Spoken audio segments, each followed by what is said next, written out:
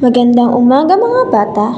Ating tatalakayin ngayong araw ay tungkol sa Ako ay Nagpatuloy o tinatawag nating matyaga. May inihanda akong kwento tungkol sa pagiging matyaga. Makinig at unawain ang aking kwento. Ipinagdiriwang ni Ben ang kanyang kaarawan sa huling araw ng buwan. Magiging 6 na taong gulang na siya. Pangungulekta ng mga laruang sasakyan ang kanyang hilig. May bagong laruang sasakyan na nakita niya sa mall noong sumama siya sa nanay niya noong 1 linggo. Ayaw niyang hiningi sa kanyang nanay na bilhin ito para sa kanya dahil bibisita sila sa kanyang lolo't lola sa probinsya at doon ipagdiriwang ang kanyang kaarawan. Alam niyang malaki na ang gagastusin ng nanay niya. Iniisip ni Ben na kapag siya ay nag-ipon, mabibili niya ang laruan sa loob lamang ng 3 linggo. Sakto! Ito para sa araw ng kanyang kaarawan. Araw-araw tuwing recess, bumibili si Ben ng chocolate drink. Minsan, bumibili siya ng 1 o 2 pirasong cookies o sorbetes kahit na meron na siyang pagkain sa bag.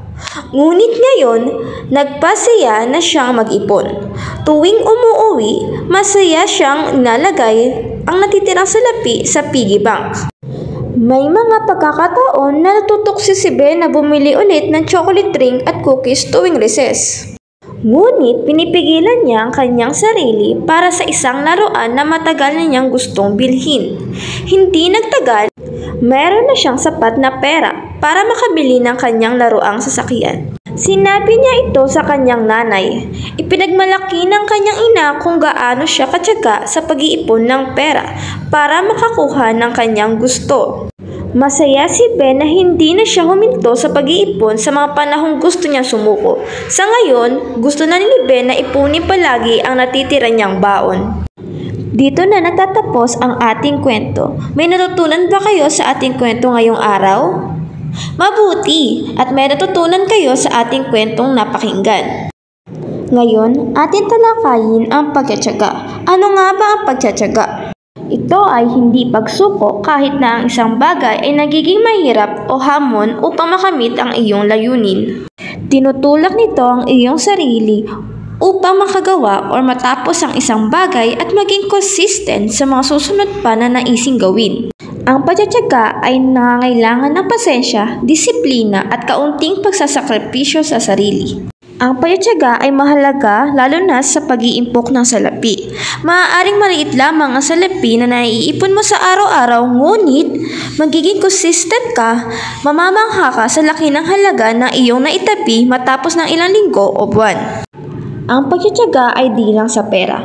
Pwede din siya sa pagtulong natin sa pamilya. Halimbawa, pagtitipid sa paggamit ng kuryente at tubig.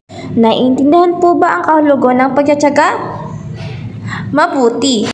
At sana magamit niyo ang pagiging matyaga sa inyong pang-araw-araw na buhay. Laging tandaan, consistency at ang hindi pagsuko ang susi sa pagtitipid at pag-iipon. Kailangan ng pasensya at disiplina sa sarili sa pagtitiyaga.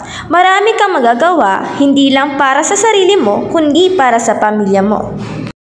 At sana'y may natutunan kayo sa ating tinalakay ngayong araw. Ngayon, magtungo tayo sa inyong gagawin. Gawain. Sagutan ang gawain 1 sa pahina 30 at 31. Sagutan ang gawain 2 sa pahina 32. Yun lamang po at maraming salamat sa inyong pakikinig.